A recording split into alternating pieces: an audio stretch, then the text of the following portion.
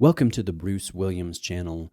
In this video, we will take a look at a brand new color for 2023 for the Seamaster Aqua Terra World Timer. They released a couple different versions, but this one is the green version with the gold accenting and the addition of a brushed green ceramic bezel. I think that's a nice addition. Not only are we getting more color, but we're getting a scratch-resistant material to the highest wear area of the watch. So let's dive into the details here. Let's start with dimensions. 43 millimeters in case diameter, which is pretty large. And I think I might be in the minority here, but I prefer the Aqua Terra in this largest size that Omega offers. I think this looks great on my 7.25-inch wrist. A lot of weight, a lot of presence, a lot of light play. 49.7 is the overall lug-to-lug distance with a height of 14.1, a lug width of 21, and a 3 millimeter taper on this bracelet that does have PCLs down to the signed butterfly style deployant on the reverse of the bracelet. The watch is 150 meters water resistant with a signed thread down crown at the 3 o'clock position. But before we get to the most exciting part about this watch, let me first shout out Exquisite Timepieces. They're a family-owned brick-and-mortar authorized dealer in Naples, Florida. They graciously lent this brand new release in. So if you're shopping for any Omega, they are my recommended AD, and I will leave a link in the description of this video. Now, to the best part about this watch, and that is the dial, the detail work. This is a laser-ablated grade 5 titanium display of the world that is done from the North Pole perspective, so you really won't see anything on the southern hemisphere, but it looks so nice under the macro lens. All of the hands and markers are brushed, they're polished, they're beveled, they're finished very well, and they're crafted out of 18 karat moonshine gold, which I think is really nice. It's a little bit paler, it's a little less red than other compounds of yellow gold from other brands. Now, all of the cities, all of the time zones, they are also done in a gold print, which is very dimensional, save for London, which is for reference, and that is done in red down by the 6 o'clock marker. And that is also where you will see the date wheel. The date is color matched to the dial, and it is set in this teak textured green portion of the dial. It looks so nice. All of this is visible under a synthetic flame fusion sapphire crystal that has multiple layers of ARC on the top and as well as the underside of this crystal. Now let's talk about how to use the world time. It's actually very simple. What you do is you find your own home time zone.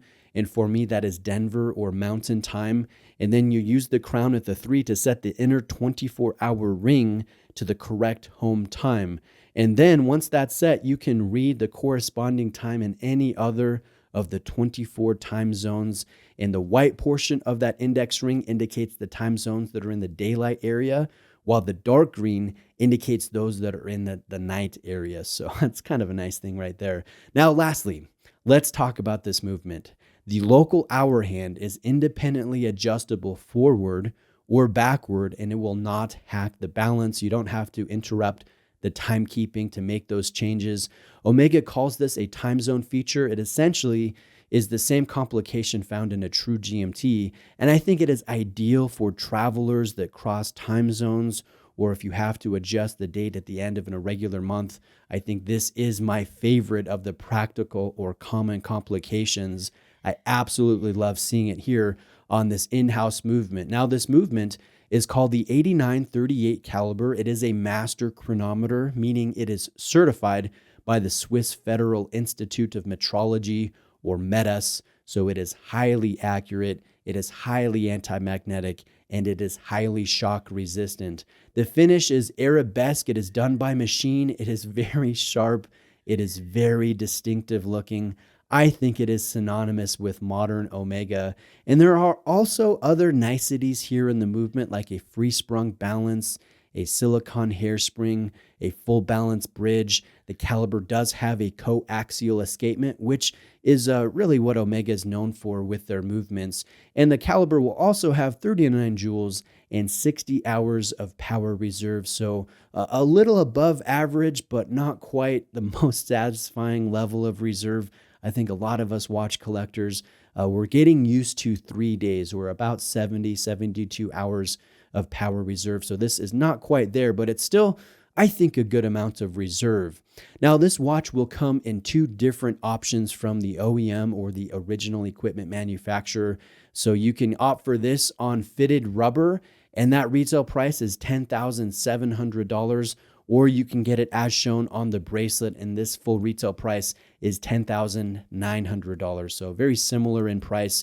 The bracelet has a butterfly clasp. It does have polished center links, and I think Omega makes a very nice bracelet, but this one, in my opinion, just screams for a sportier adjustable milled clasp.